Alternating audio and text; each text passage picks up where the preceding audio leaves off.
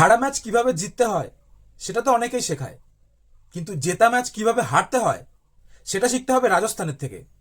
হ্যাঁ, এর আগেও যখন দিল্লির সাথে রাজস্থানের খেলা ছিল তখন 1 ওভারে 9 রান দরকার ছিল, হাতে ছিল 7টা উইকেট, ব্যাট করছিল জুরেল আর হিটমায়ার।